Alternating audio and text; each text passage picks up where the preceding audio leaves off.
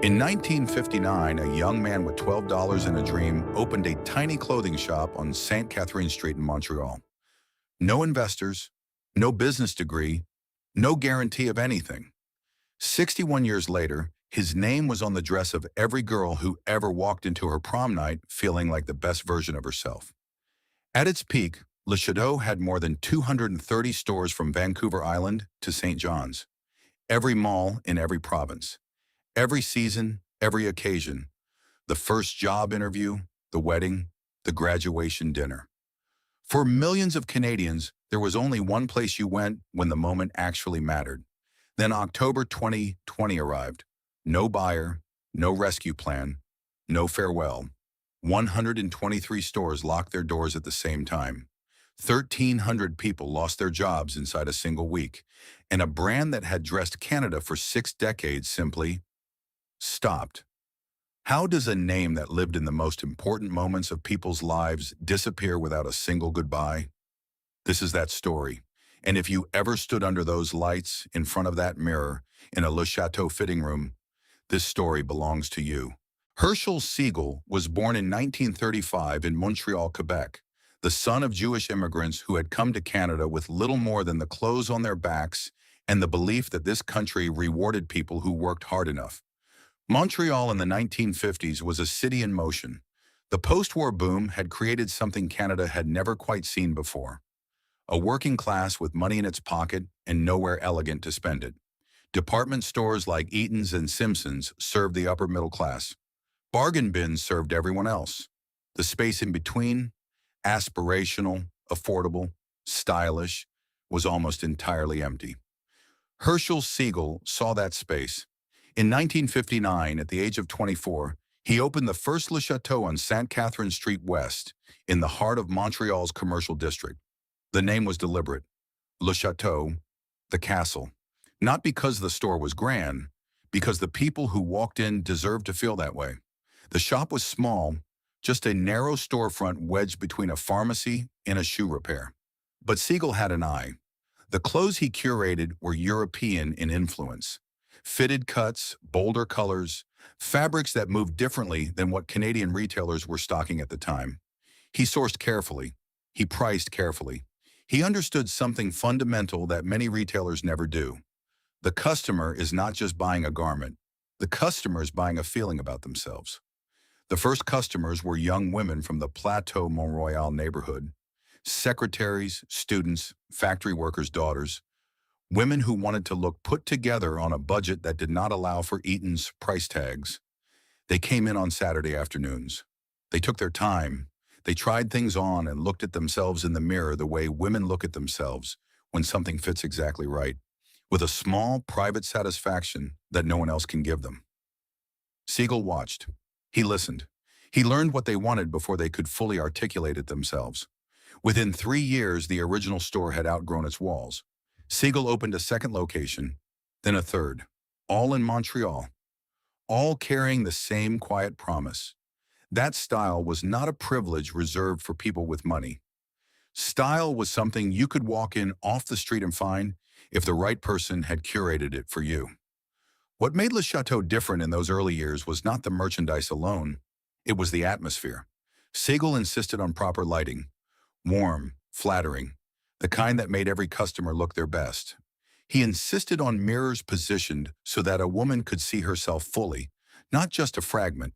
He trained his staff to be helpful without being pushy, present without hovering.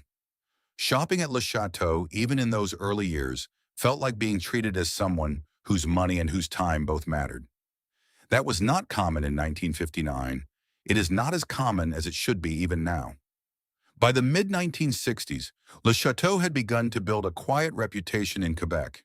Not loud, not splashy, just reliable. If you needed something for a special occasion, a dress for a cousin's wedding, a blouse for a job interview, something to wear on a first date you actually cared about, Le Château was the answer. The price was right, the quality was honest, and you left feeling better than when you walked in. Siegel's core belief, the one that drove every decision in those founding years, was straightforward enough to fit on a single card. Every Canadian deserves to look their best on the day that matters most to them. Not just the wealthy, not just the fashionable. Every Canadian, it sounds simple. It was not. Executing that promise at scale, at a price point that working families could afford, while maintaining enough quality and style to make the garment feel genuinely special. That is a hard problem. Most retailers who attempt it compromise too quickly. They cut the fabric. They weaken the seams. They replace the lining with something cheaper and hope the customer does not notice. Siegel noticed. And for a long time, he refused to let Le Château become that.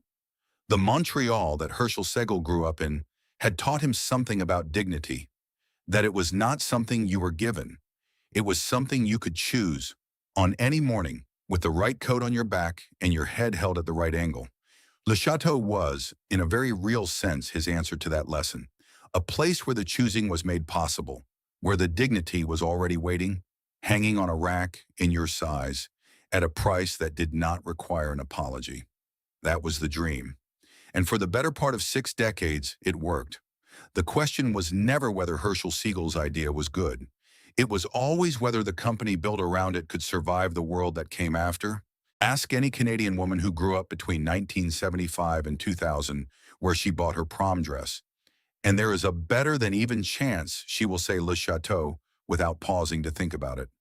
Not because it was the only option, because it was the right one. By the mid-1970s, Le Château had expanded beyond Montreal and begun its quiet conquest of the Canadian mall. The timing was perfect. The suburban shopping mall was at the height of its cultural dominance. Not just a place to buy things, but a place to be seen, to spend a Saturday to mark the passage of time. Families drove to the mall the way an earlier generation had driven downtown. And inside those malls, Le Château had found its natural habitat. The stores had a look that was immediately recognizable. Warm lighting that fell at angles designed to flatter. Dark wood fixtures against light walls. Clothing arranged by occasion rather than simply by type.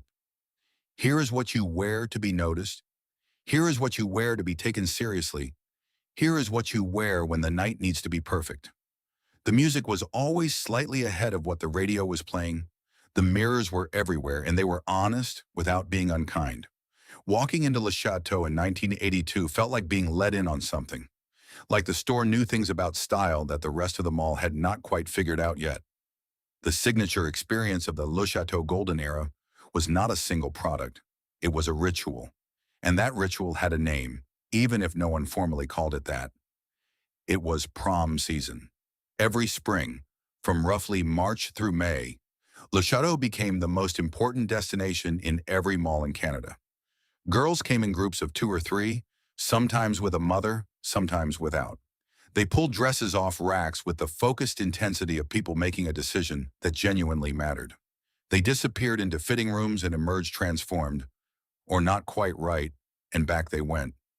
The floor staff knew the rhythm. They had seen it 1,000 times and never tired of it, because something real was happening in those fitting rooms. A 17-year-old girl was deciding who she wanted to be on the most photographed night of her young life. Le Château understood that weight.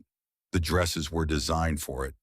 Structured enough to look intentional, feminine without being fragile, and priced at a point where a family that had to think carefully about money could still say yes without too much pain.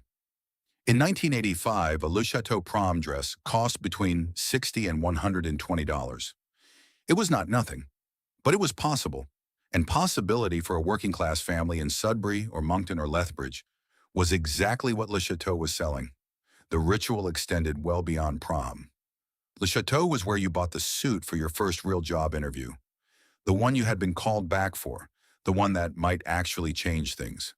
It was where a young man in Windsor or Saskatoon walked in with a specific budget and walked out looking like he belonged in the room he was about to enter.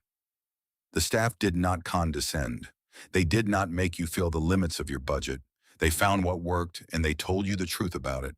It was where mothers bought dresses for their children's weddings, where women in their 30s refreshed a wardrobe that had gotten too practical, where a couple celebrating an anniversary picked up something new for a dinner that was supposed to feel like the early days again.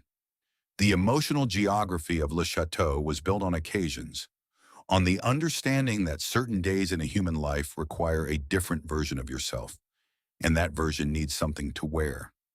What did those occasions feel like inside a Le Château at the height of the brand's power? The lights were the first thing, not fluorescent, not the cold industrial white of a discount retailer. Warm gold, directed downward, the kind that smoothed out doubt and made everything look slightly more possible than it had outside. You felt it the moment you crossed the threshold. Then the smell, clean fabric, a trace of the perfume testers near the accessories wall, something faintly cedar from the wood fixtures. Not overpowering, just present enough to register that this was a different environment from the rest of the mall. The clothing itself was arranged with intention, not crammed, not stacked in bins and left for customers to excavate. Pieces had space around them. You could see what you were choosing. The display communicated, quietly but clearly, that what hung here had been selected, that someone had made a judgment about what was worth carrying, and that judgment could be trusted. The staff were young, mostly, women in their 20s who wore the product and believed in it. They learned your name if you came back more than once. They remembered what you had tried last time. In the smaller cities especially, a loyal Le Château customer had a relationship with the store that operated somewhere between commerce and community. By the late 1980s, Le Château had more than 150 stores across Canada. The brand had moved west through Ontario and into the prairies, reached the Atlantic provinces, and planted its orange and black signage in malls from Victoria to Corner Brook. Every province, every major city, and in each of those cities, the same warm lights, the same mirrors, the same quiet promise. The television commercials of the era reflected exactly who Le Château believed its customer to be. Aspirational but grounded, stylish without being untouchable. The imagery was Canadian in a specific way that is hard to articulate but immediately recognizable to anyone who lived through it. Not American glamour, not British formality, but something warmer and more democratic. The message was consistent across every campaign. You belong in this. 3 generations of Canadian women shopped at Le Château. A grandmother who had discovered the store in the 1960s brought her daughter in the 1980s, and that daughter brought her own daughter in the late 1990s. The brand had achieved something rare and genuinely difficult.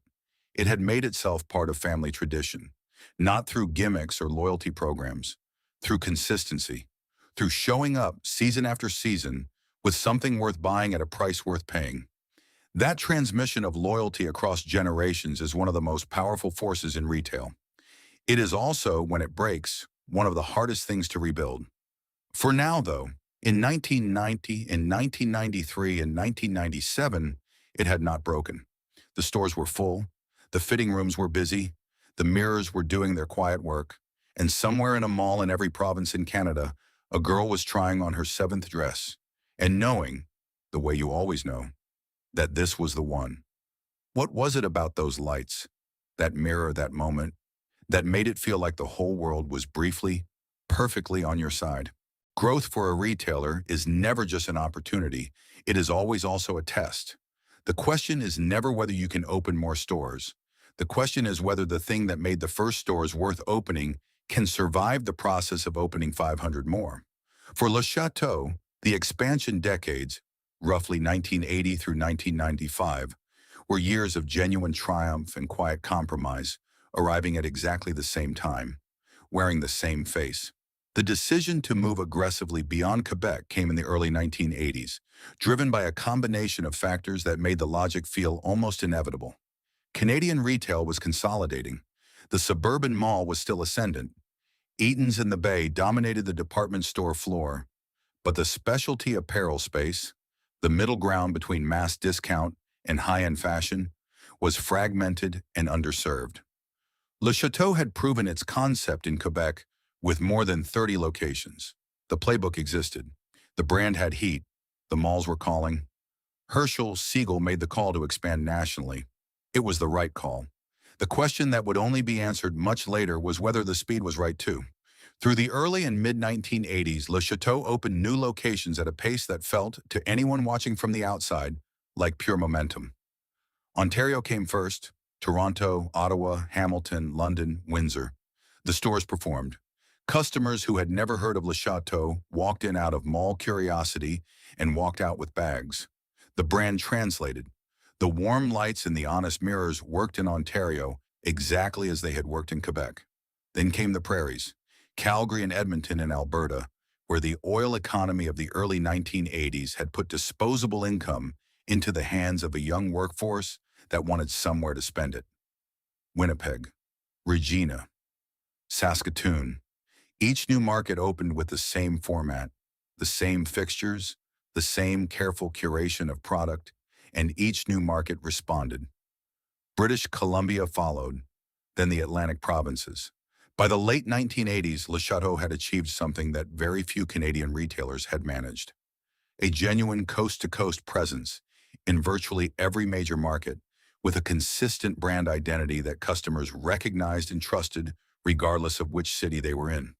The franchise owners who partnered with Le Château during this period were, in many cases, exactly the kind of people Herschel Segal's own story suggested he would attract: immigrants, first-generation Canadians, entrepreneurs who understood intimately the value of a business built on the premise that ordinary people deserve something better than ordinary, a Lebanese family in Ottawa, a Chinese-Canadian couple in Vancouver, a Punjabi entrepreneur in Calgary. They brought something to the brand that pure corporate expansion could not manufacture: local investment, community knowledge, and a personal stake in getting it right every single day. These franchise operators learned the Le Château system and then added their own texture to it. They knew their regular customers by name. They stocked slightly differently for their local climate. They stayed late during prom season without being asked. The brand's consistency came from the system. Its warmth came from the people who ran it. Inside the stores, the experience of working for Le Château at the height of its expansion was, by most accounts, something employees remembered with genuine affection. The product was good enough that staff were proud to wear it. The brand had cachet. Working at Le Château meant something in the mall hierarchy of the 1980s. Managers were young and given real responsibility. The culture was fast-moving, fashion-forward, and at least partially bilingual in a way that felt authentically Canadian. Training was rigorous by the standards of the era. Staff were taught not just how to process a transaction, but how to read a customer, how to gauge whether someone needed space or guidance, how to make a recommendation that felt genuine rather than scripted, how to close a sale without making the customer feel closed. That training produced a floor culture that customers felt even if they could not articulate what was different about it. By 1990, Le Château had crossed the 150-store threshold. By 1995, it was approaching 200. The numbers looked like a success story in progress, and by any conventional retail metric, they were. Revenue was growing. The brand was nationally recognized. New store openings generated lineups. But inside the expansion, something was shifting that the numbers did not capture. The original Le Château, the one Herschel Segal had curated personally in Montreal, the one where the product selection reflected a single person's sharp and particular eye, was becoming something different. Not worse necessarily, but different. The buying process had been formalized. Committees replaced instincts. Trend reports replaced the founder's intuition about what a woman in her 20s actually wanted to wear to something that mattered. The process that had been artisanal was becoming industrial, because it had to. You cannot personally curate 200 stores. The math does not work. The physical stores also changed as the chain grew. The early locations had a boutique quality: intimate, carefully arranged, individual. The newer stores were larger, the fixtures more standardized, the layout more predictable, efficient, professional, and just slightly less alive than the original. None of this was unusual. It is the story of almost every successful retail expansion in history. The thing that makes a brand worth scaling is almost always the thing that scaling makes hardest to preserve. The original store exists because one person cared intensely about every detail. The 500th store exists because a system was built to approximate that caring. And systems, however well designed, are not the same as caring. The customers of the mid-1990s did not notice the difference explicitly. The stores were still good. The product was still solid. The lights were still warm, and the mirrors were still kind. But somewhere in the machinery of growth, The handwriting had changed. And eventually, not yet, but eventually, the people who had loved Le Château for what it was in the beginning would feel that change, even if they could not name it. The peak was still ahead, but the seeds of what would follow had already been planted in the soil of the expansion itself. That is the thing about growth. It never looks like a warning while it is happening. There is a specific kind of institution that every country produces. Not a government body, not a monument, but a private business that somehow becomes public in the way it matters. A place so woven into the rhythm of ordinary life that it stops feeling like a store and starts feeling like a fixture of the landscape itself. A place people assume will always be there, the way they assume the highway will always lead home. For millions of Canadians between roughly 1990 and 2005, Le Château was that place. By 1990, Le Château operated more than 200 stores in every province in Canada. The numbers alone do not capture what that meant. What it meant was this. There was no significant community in this country where a young woman preparing for the most important night of her young life could not walk into a mall and find, under warm lights, in front of an honest mirror, exactly what she needed. That kind of ubiquity is not just a retail achievement, it is a cultural one. The brand had, by this point, fully transcended its Quebec origins. In English Canada, in French Canada, in cities and mid-sized towns alike, Le Château occupied the same emotional real estate. It was the answer to the question, where do I go when it actually matters? Prom season remained the brand's most powerful cultural moment, and by the mid-1990s it had taken on dimensions that went well beyond simple commerce. In high schools across the country, the question of where your dress came from carried genuine social weight. Le Château had become, for a significant portion of Canadian teenage girls, not just an option, but a standard, a benchmark against which other choices were measured. To arrive at prom in a Le Château dress was to have made a considered decision, to have gone somewhere specific, to have participated in a ritual that your older sister and your mother's friends had participated in before you. That intergenerational continuity was the brand's deepest competitive advantage, and it was one that no marketing budget could have manufactured. It was earned slowly across decades of showing up reliably with product that delivered on its promise. A mother who had bought her wedding rehearsal dinner dress at Le Château in 1978 did not need to be persuaded to take her daughter there in 1995. The trust was already in place. The memory was already warm. The television advertising of the peak era reflected the brand's confidence without tipping into arrogance. The campaigns were aspirational in the way that the best Canadian advertising has always been aspirational. Not the aggressive, high-gloss fantasy of American fashion advertising, but something quieter and more grounded.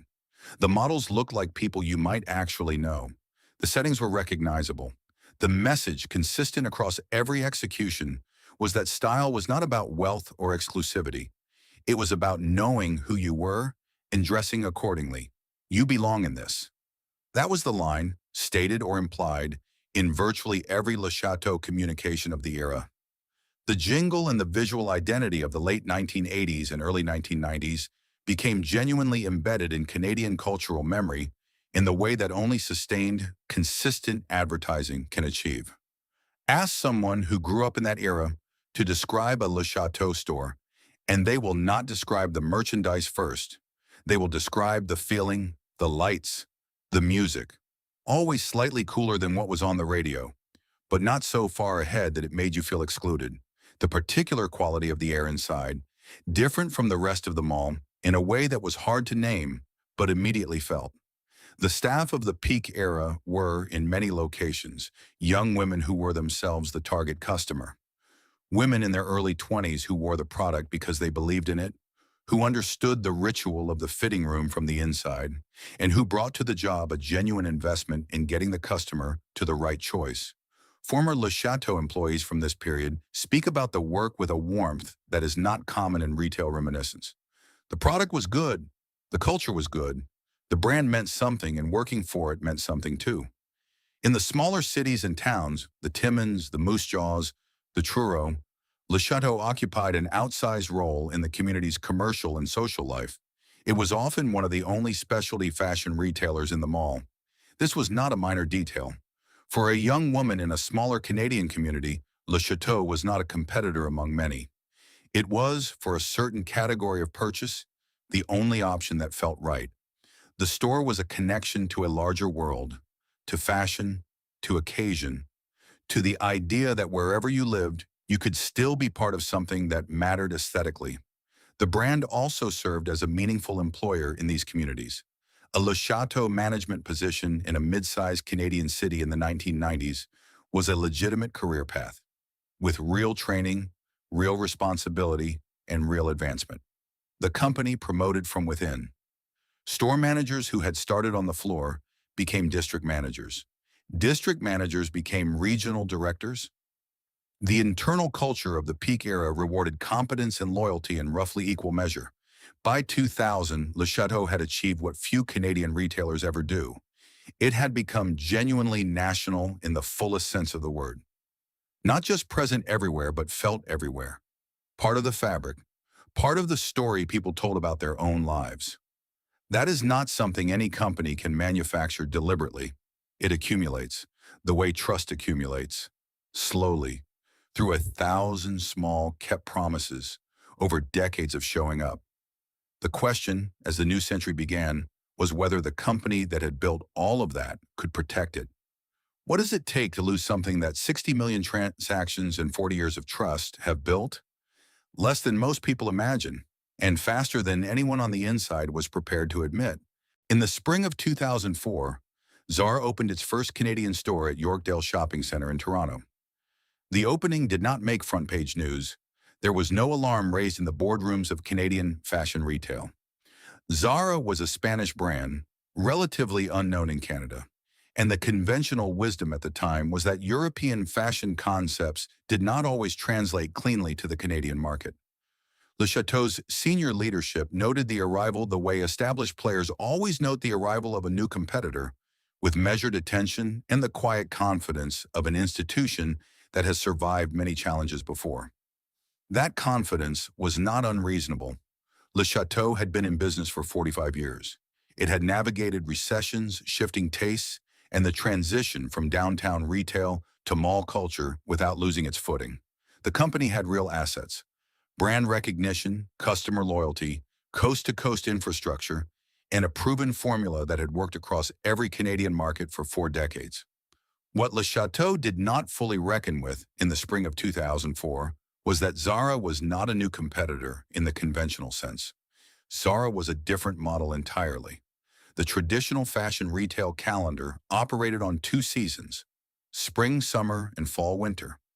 Retailers bought their inventory months in advance, committed to it, and lived with the consequences when trends moved differently than the buyers had anticipated. This was the industry's rhythm, and everyone operated inside it. Le Château was good at this game. Their buyers were experienced. Their trend forecasting was solid. The system worked. Zara did not play this game. Zara's parent company, Inditex, had built a supply chain of almost incomprehensible speed and flexibility. Where traditional retailers refreshed their floor twice a year, Zara refreshed twice a week. New product arrived in stores every Monday and Thursday. If something sold well, more was produced within days. If something did not sell, it disappeared without the retailer being stuck with months of dead inventory. The customer who visited a Zara store on a Tuesday would find a meaningfully different selection on Friday. The model created urgency, habit, and a relationship with newness that the traditional seasonal calendar simply could not replicate.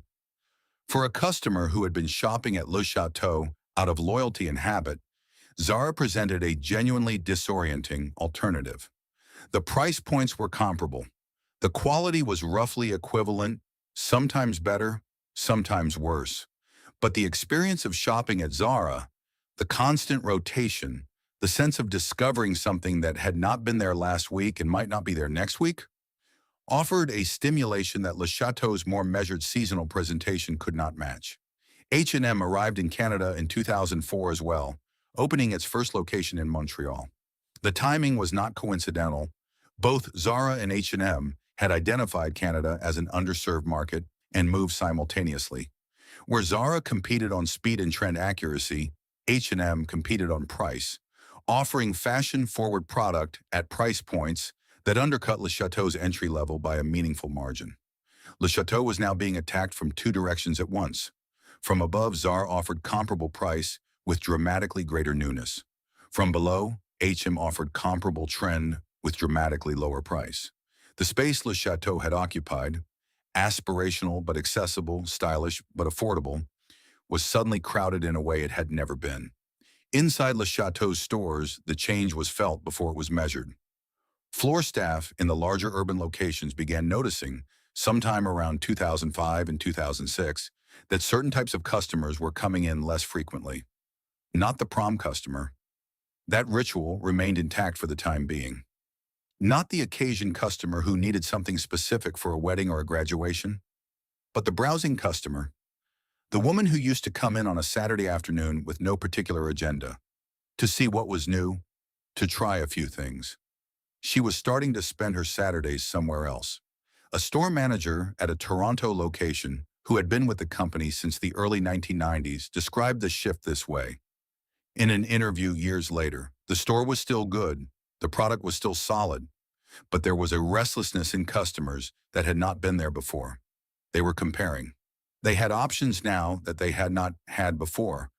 And the simple fact of having options changes how a person shops, even when they end up choosing the same thing they always would have chosen. Le Chateau's response to the fast fashion invasion was measured, perhaps too measured. The company made adjustments to its buying cycle, attempted to increase the frequency of floor refreshes, and invested in some trend acceleration. But the structural response that the moment demanded, a fundamental rethinking of the supply chain, the buying model, and the pace of product turnover, did not happen. The company continued to operate on a modified version of the traditional seasonal calendar, while its new competitors were operating on an entirely different clock. There were internal conversations about the threat.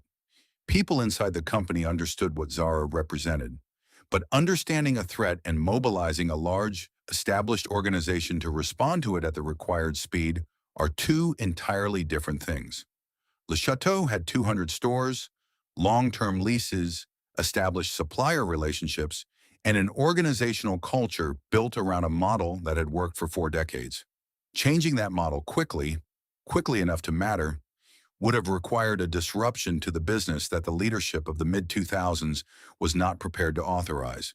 And so the adjustments were incremental, and the gap between Le Chateau's pace and the market's new pace continued to widen, slowly, season by season, in a way that did not yet appear in the annual report but was already visible to anyone who paid close enough attention to which direction the customers were walking when they left the mall's food court. How long could a brand built on trust and tradition hold its ground against a competitor that had made the very concept of tradition feel slow? The answer was already being written. It would just take another decade for everyone to read it. Every company in decline tells itself a version of the same story. The story goes like this. The fundamentals are sound, the brand is strong, the loyal customer is still there, and the current difficulties are cyclical rather than structural. Give it another season, give it another year. The market will correct. The customers will come back. They always come back. Le Chateau told itself this story for the better part of a decade. And the tragedy is not that the story was entirely wrong. Parts of it were true. The brand was still strong in certain categories. The loyal customer was still there. Older now, still coming in for the occasion purchase, still trusting the fitting room experience. The fundamentals had not completely collapsed, but a company can be partially right about its own situation and still make decisions that prove fatal. And between roughly 2008 and 2018, Le Chateau made 3 decisions, or more precisely, 3 non-decisions, 3 failures to act at the scale and speed the moment required, that condemned the business as surely as any single catastrophic choice could have. In 2008, e-commerce in Canada was still early enough that a committed investment could have secured Le Chateau a meaningful position in online fashion retail. The infrastructure was not yet dominated. The customer habit was not yet formed. A brand with Le Chateau's recognition, its coast-to-coast customer base, and its established trust in the occasion wear category had genuine assets to bring to a digital channel. The window was real. it did not stay open. Le Château launched an e-commerce platform in 2012, 4 years after the moment of genuine opportunity had passed. And by that point, the digital fashion landscape had been reshaped by competitors who had moved earlier and faster. ASOS, the British online fashion retailer, had launched its Canadian shipping in 2010 with a catalog of over 50,000 products and a user experience built from the ground up for digital commerce. Zara's online store was operational and growing. Even smaller Canadian specialty retailers had established digital presences that were outperforming Le Château's belated entry. The Le Château website of 2012 was functional, but not compelling. The product photography was adequate. The navigation worked. But the experience lacked the warmth, the curation, and the sense of occasion that defined the physical stores at their best. The thing that made Le Château worth choosing, the lights, the mirrors, the staff who knew your name, could not be digitized with the resources the company was willing to commit. The deeper problem was philosophical. Le Château's leadership understood the brand as a physical experience, because that was what the brand had always been. The store was not a distribution channel for product. The store was the product, the fitting room, the lighting, the human interaction. These were inseparable from the purchase in a way that the company had never needed to question before. Now suddenly they were being asked to sell without the store, and they did not have a convincing answer for how to do that. Investment in the digital channel remained insufficient through the mid-2010s. The website was updated but not transformed. The gap between the digital experience Le Château offered and the digital experience customers had come to expect from fashion retailers continued to grow. And every season that the gap grew, a portion of the customer base that might have been retained online was instead absorbed by competitors who had built the infrastructure to serve them there. Former employees who worked in the company's marketing and digital divisions during this period describe a persistent tension between the urgency they felt about the digital gap and the pace at which resources were allocated to address it. The conversations happened, the presentations were made, the data was available. The decisions that followed were too small and came too late. For most of its history, Le Château had a clear answer to the question every retailer must be able to answer: why here and not somewhere else? The answer had been consistent since 1959. Le Château was where you went when the moment mattered. The occasion purchase. The dress for the night that had to be right. The suit for the interview that could change things. The brand owned a specific emotional territory, aspiration made accessible, and it had defended that territory through quality, curation, and the physical experience of the store. By the mid-2000s, that clarity had begun to soften. Facing pressure from fast fashion on one side and an aging core customer on the other, Le Château's buying and merchandising teams made a series of incremental decisions, each individually defensible, collectively damaging, that gradually diluted the brand's identity. More casual product was introduced to capture the everyday customer who was drifting toward H&M. The price architecture shifted to compete more directly with fast fashion at the entry level. The occasion wear that had defined the brand was still there, but it shared floor space with product that sent a different and sometimes contradictory message about who Le Château was for and what it stood for. The customer felt this confusion even when she could not articulate it.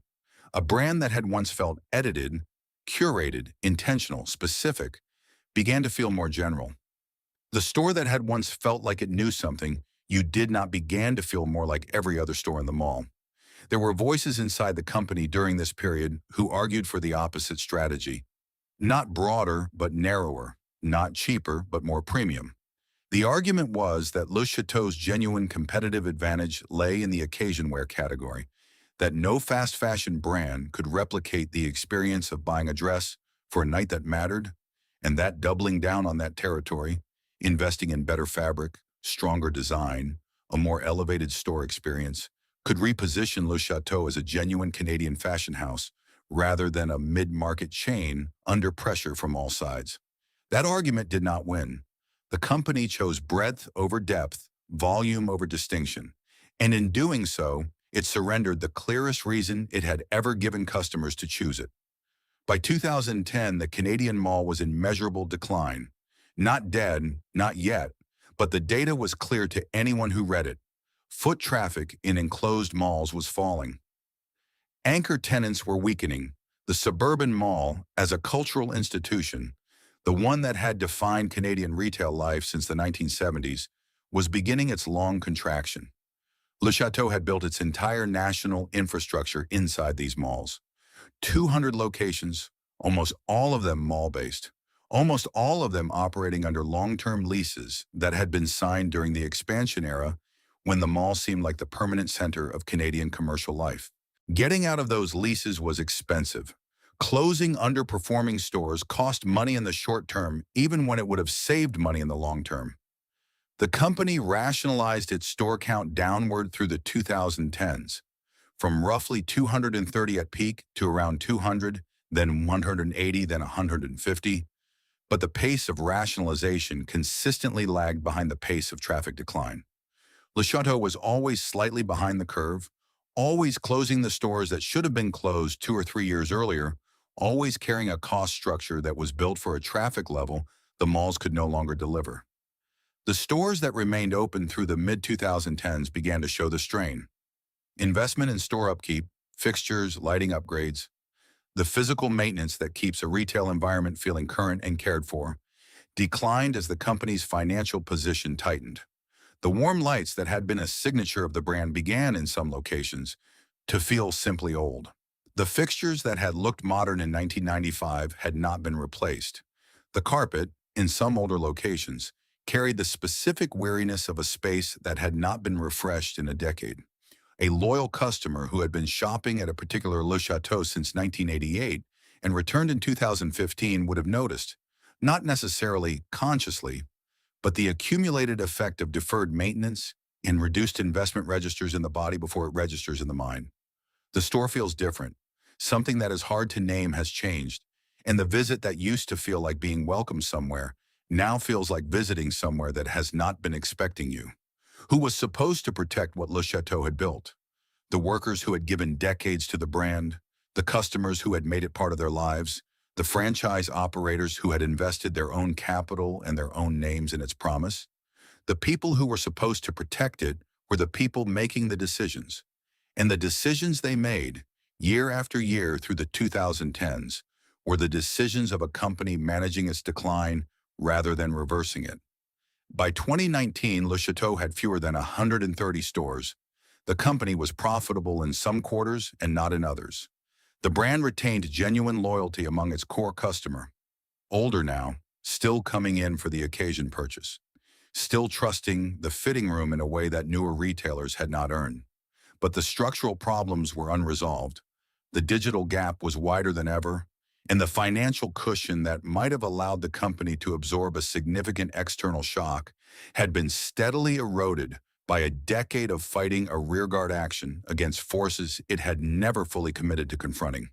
The external shock was coming. Nobody inside Le Château knew exactly what form it would take or exactly when it would arrive. But the company that would face it had already been significantly weakened by the choices made in the years before it.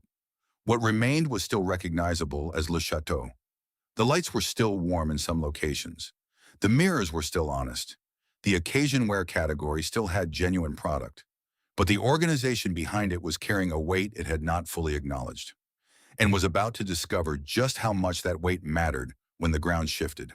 On March 17, 2020, the province of Ontario declared a state of emergency and ordered all non-essential businesses to close immediately. Within 72 hours, every province in Canada had issued similar orders. Le Château's entire national store network, 123 locations, went dark at the same time on the same week, without warning and without a plan for what came next. This was not, in isolation, a Le Château problem. Every non-essential retailer in Canada faced the same closure order. The pandemic was indiscriminate, but what the pandemic exposed with brutal efficiency was the difference between retailers who had built resilience into their business model and retailers who had not. A company with a strong e-commerce channel, a lean cost structure, and a manageable debt load could absorb weeks or months of store closure. A company without those things could not. Le Château did not have those things. The e-commerce platform that had launched belatedly in 2012 and never received the investment it needed generated a fraction of the revenue that the physical stores had produced. When the stores closed, the revenue did not migrate online. It simply disappeared. The fixed costs, the leases, the staff, the supply chain commitments did not disappear with it. For the first 2 weeks of closure, the mood inside the company was anxious, but not yet panicked. The assumption shared across the retail industry in those early days of March 2020 was that the closures would last weeks, not months. A painful interruption, a recoverable disruption. Companies began drawing down credit lines, deferring payments, applying for government support programs that were being assembled in real time by a federal government, also trying to understand what it was facing. But the weeks extended. April arrived and the stores remained closed. May arrived. Prom season, Le Chateau's most important commercial period of the year, the one that had anchored the brand's identity and its cash flow for 6 decades, was canceled. Not reduced, not diminished. Canceled entirely. High schools across Canada announced that graduation ceremonies and prom nights would not happen in 2020. The dresses would not be needed. The fitting rooms would not be visited. The ritual that had sustained Le Château through boom and bust for 2 generations simply did not occur. The financial impact was not survivable. Le Château's management team spent the summer of 2020 exploring every available option. Conversations were held with potential acquirers, Canadian retailers, private equity firms, international fashion brands with an interest in the Canadian market. The Le Château name still carried genuine value. The coast-to-coast mall presence, even diminished, represented a physical footprint that would cost a new entrant significant time and money to replicate. There were reasons a buyer might have been interested. No buyer materialized. The reasons were multiple and mutually reinforcing. The pandemic had not just closed Le Château stores, it had accelerated every trend that had been working against the brand for the previous 15 years. Mall traffic, already declining before COVID, had collapsed. The future of enclosed mall retail was suddenly and openly in question, in a way that made any mall-dependent business model look like a liability rather than an asset. The fashion retail category specifically had been devastated. Not just Le Château, but competitors, suppliers, and the entire ecosystem that supported physical fashion commerce in Canada. A buyer acquiring Le Château in the summer of 2020 was not acquiring a turnaround opportunity. They were acquiring a cost structure, a lease portfolio, and a brand in a sector that the pandemic had just demonstrated was structurally vulnerable. The math did not work for anyone who looked at it honestly. On October 23, 2020, Le Château Inc. filed for protection under the company's Creditors Arrangement Act, the Canadian equivalent of Chapter 11 bankruptcy protection. The announcement was made in a press release that ran to 4 paragraphs. The language was corporate and measured. The word closure appeared in the 3rd paragraph. For 1,300 employees across Canada, the news arrived through that press release, through manager phone calls, through text messages from colleagues who had seen it first. There was no town hall. There was no ceremony.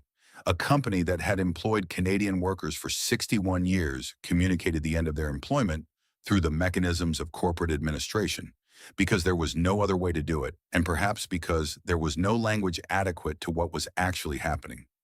A store manager in Halifax who had worked for Le Château for 19 years learned about the closure the same way her staff did.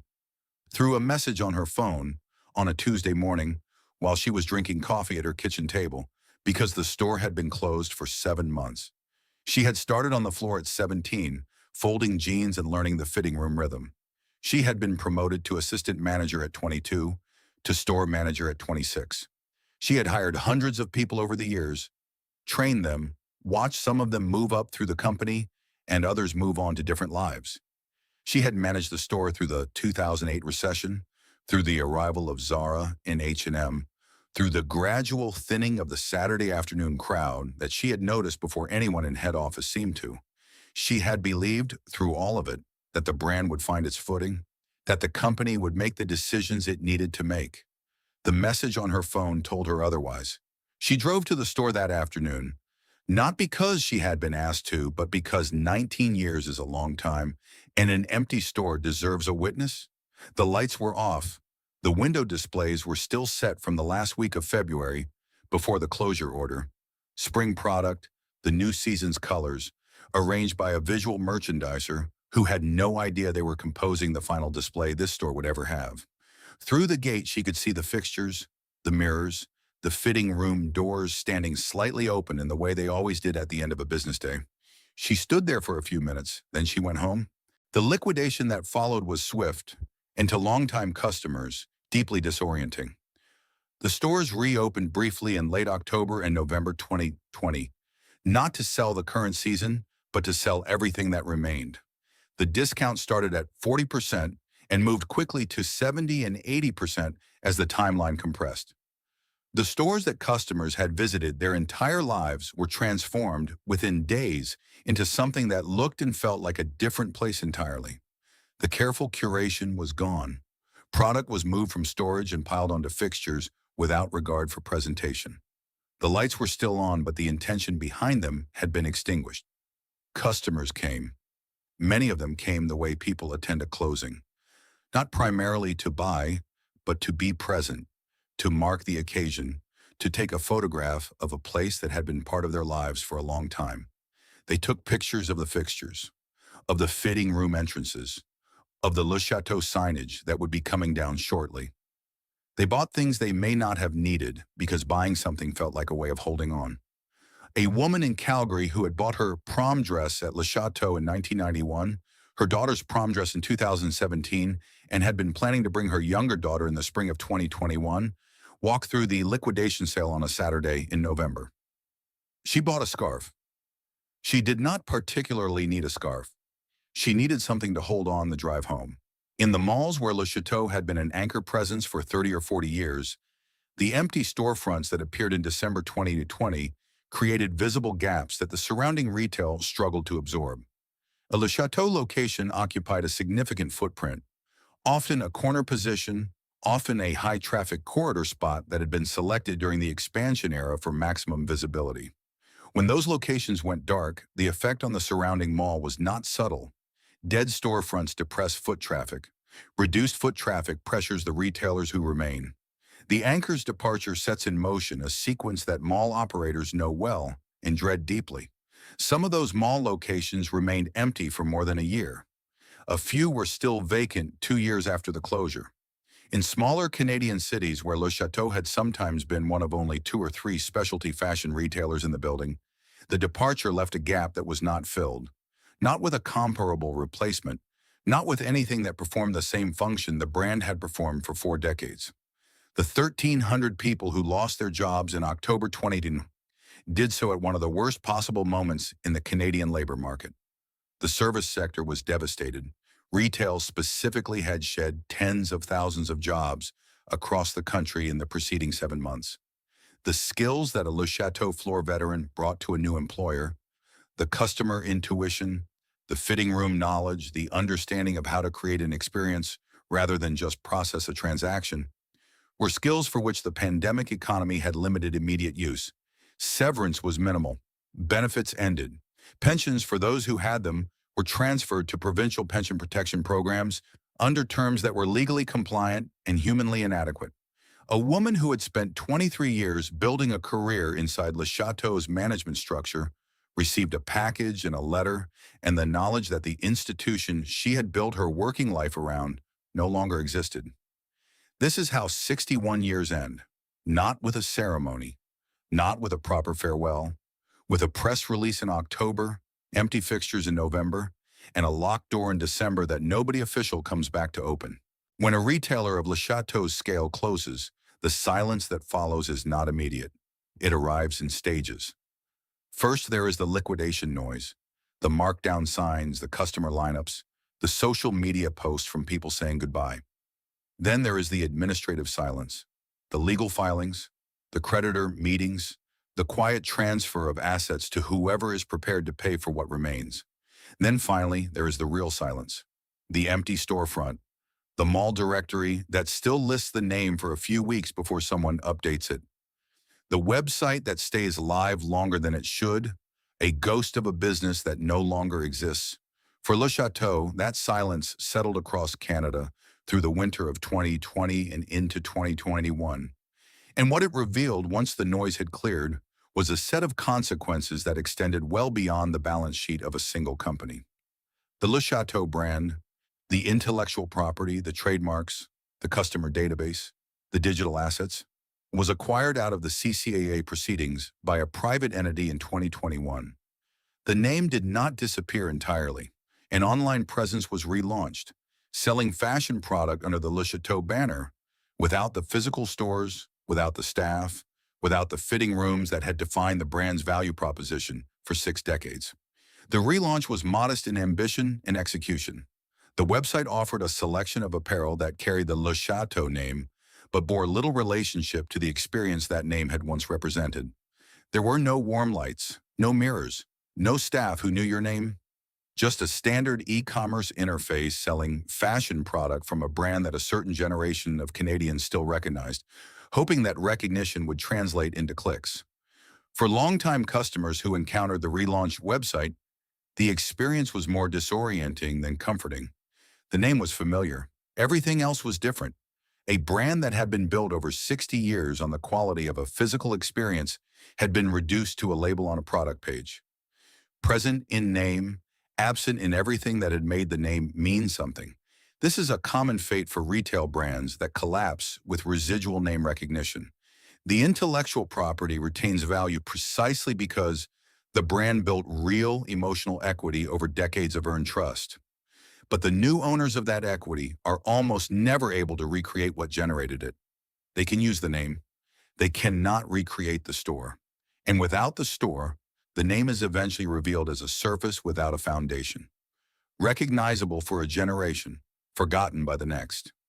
The departure of Le Château from more than 100 Canadian mall locations accelerated a process of decline that was already underway, but had not yet reached its visible conclusion in many of those properties.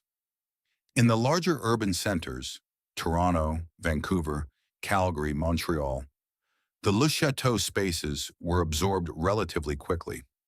Other retailers, or food and beverage concepts, or fitness operators filled the gaps within months. The malls in these cities had the traffic and the landlord resources to manage the transition. In mid-sized and smaller Canadian cities, the story was different. A Le Château closure in a mall in a city of 80,000 people is not a minor event. It is the removal of an anchor that may have been drawing a specific customer demographic. Women between 30 and 60, shopping for occasion and workwear. To that property for 3 or 4 decades. When that anchor leaves, the customers it brought do not automatically transfer their loyalty to whatever replaces it. Often they do not replace the visit at all. They shop online. They drive to a larger center. They simply stop coming. Several Canadian malls that lost Le Château locations in late 2020 reported measurable declines in foot traffic through 2021 that persisted into 2022. In at least 3 documented cases, the Le Château departure was cited by mall operators as a contributing factor in the decision to repurpose significant portions of the property, converting retail space to medical offices, fitness facilities, or in one case a satellite campus for a community college. The mall that Le Château helped build, the one it had occupied and anchored and given a reason to visit for 40 years, was in many cases a different and diminished place after it left. 1,300 people lost their jobs in October 2020. The aggregate number is clean and countable. The individual stories underneath it are not. A district manager in Ontario who had spent 17 years with the company, who had opened 11 stores and closed 4 during the rationalization years, and who had been told as recently as August 2020 that the company was exploring restructuring options, received her termination notice by email. She was 51 years old. She had built her professional identity around a brand that no longer existed. The retail management skills she had developed and refined over nearly 2 decades were now being offered to an industry that was itself in crisis. She found work eventually, a regional management role with a grocery chain that valued her operational experience, even if it had no use for her knowledge of occasion wear. It paid less. It felt like less. She does not say that bitterly. She says it factually, the way people describe the gap between the life they built and the life that replaced it. A part-time sales associate in Fredericton, who had worked at Le Château every holiday season for 11 years, not as a career, but as a reliable supplemental income that paid for Christmas presents and a summer trip, lost that supplemental income at the moment when the broader economy offered almost no alternative. She was not counted in the major labor force statistics. Her loss was too small and too informal to register in the reporting, but it was real. A visual merchandiser in Vancouver who had spent 8 years developing the craft of making Le Château stores look like the brand they were supposed to be, who understood better than most the relationship between how a garment is displayed and what a customer feels when she reaches for it, found that her specific skill set had limited transferability in an industry that was rapidly deprioritizing the physical store experience in favor of digital presentation. She went back to school. She is now doing something entirely different. She does not regret it, but she remembers the work. Le Château was not the only Canadian fashion retailer to struggle in the years between 2004 and 2020. Reitmans, one of the oldest fashion retailers in Canada, entered creditor protection in 2020 and emerged significantly reduced. Fairweather closed. Ricky's parent company faced restructuring. Susie Shire contracted. The pattern was consistent enough that it demanded not just a company-specific explanation, but an industry-level one. The Canadian mid-market fashion retailer, the category that Le Château had occupied so successfully for so long, was caught in a structural compression that no individual company could have escaped through better management alone. Fast fashion from below, premium direct-to-consumer brands from above, and e-commerce from every direction simultaneously eliminated the competitive advantages that had sustained the category for decades. The mall infrastructure that had been the distribution channel for the entire category was declining at the same time. The combination was not survivable for most of the players in the space. Le Château was not uniquely mismanaged. It was insufficiently transformed in a period when transformation was the only survival strategy available. The difference between the retailers that survived and the ones that did not was, in most cases, not a difference in the quality of the brand or the loyalty of the customer. It was a difference in the speed and depth of the structural response to forces that were visible, measurable, and ultimately unstoppable. The lesson is not that Le Château's leadership failed to see what was coming. Many of them saw it clearly. The lesson is that seeing a threat and responding to it at the scale and pace it demands are two different capabilities. And the second one is far harder to build inside an organization that has been successful for a long time. Success builds confidence. Confidence builds inertia. Inertia, in a market changing as rapidly as Canadian fashion retail was changing between 2004 and 2020, is indistinguishable from a slow decline. When the gathering places disappear, the stores where generations of families marked their important occasions, where workers built careers across decades, where communities found a shared commercial and social ritual, what fills the space they leave behind? The answer so far has been convenience, speed, a website that works on a phone and delivers in 2 days. These are not nothing, but they are not the same thing. And the difference between what they offer and what was lost is a difference that a certain generation of Canadians feels in a specific and irreplaceable way, not as nostalgia exactly, but as the recognition of an absence, a place that was there and then was not, a ritual that existed and then did not have anywhere to happen.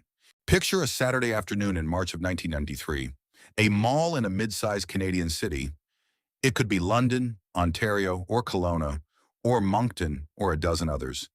The anchor stores are busy. The food court smells of orange chicken and cinnamon. Somewhere near the center of the building, past the shoe store, in the music shop with the cassette tapes in the window, there is a Le Château. A woman and her daughter walk in together. The daughter is 17. Tonight is still 2 months away, but prom feels immediate and enormous in the way that only a 17-year-old can feel an event that has not happened yet. They have talked about this visit for weeks. They have looked at the window display every time they passed. Today is the day. The lights are warm. That is the first thing. The way the air inside the store is different from the mall outside it.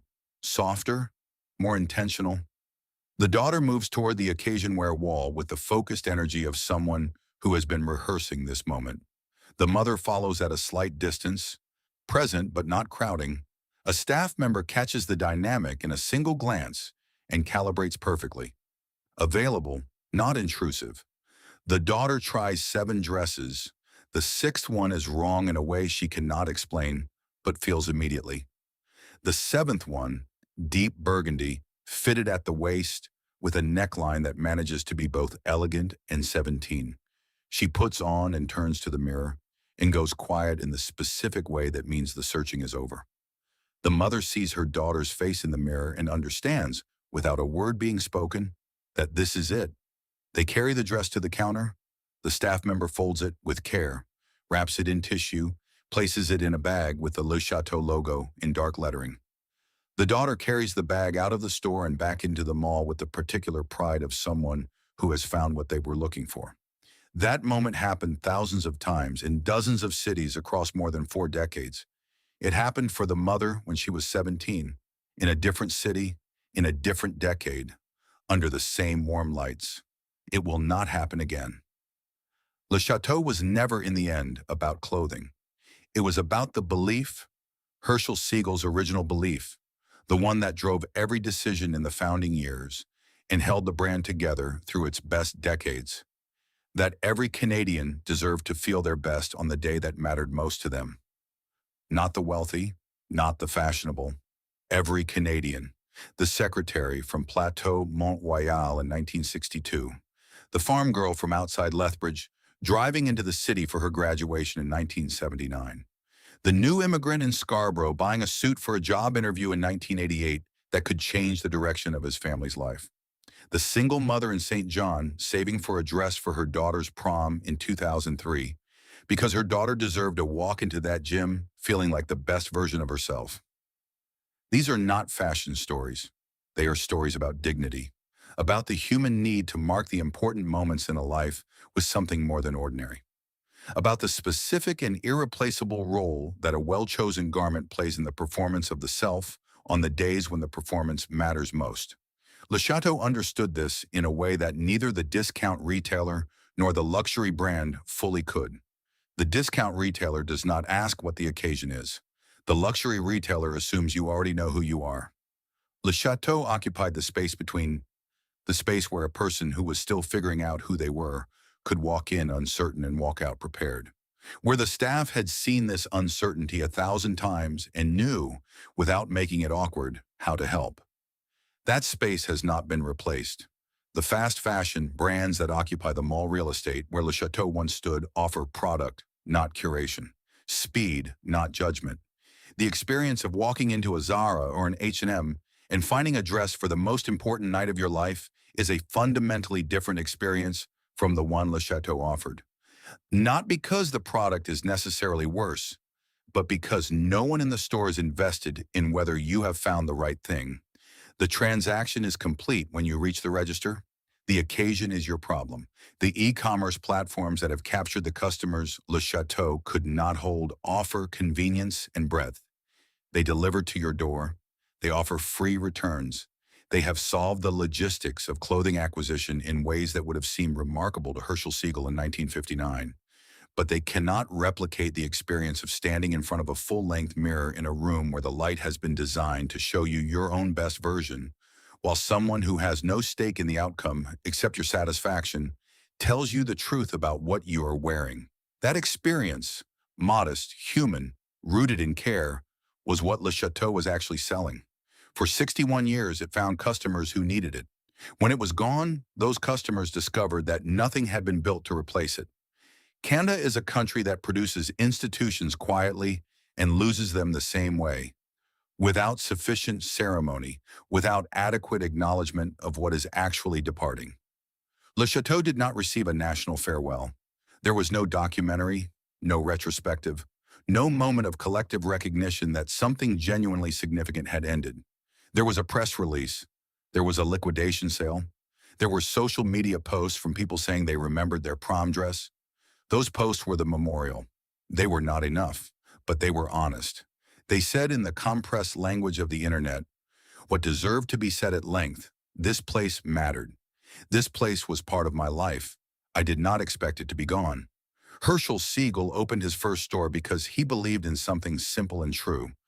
That style was not a privilege. That dignity in the way you presented yourself was available to anyone willing to look for it, and that he could be the person who made it findable. He was right. For 61 years in malls from Victoria to St. John's, in cities and towns and communities of every size and character, Le Château was where that belief could be found hanging on a rack, in your size, under warm lights, at a price that did not require an apology. The workers who built it, the floor staff and the visual merchandisers, the buyers and the district managers, the franchise operators who put their own names and their own savings behind the brand and gave it its human texture. They deserved better than a press release and a locked door. They gave decades of genuine work to something that was genuinely worth building. The record should say that clearly. The customers who made it what it was who came back season after season, who brought their daughters and their mothers, who trusted the mirrors and the lights and the staff with the moments that mattered most. They were right to trust it. The brand earned that trust honestly through a long time of kept promises.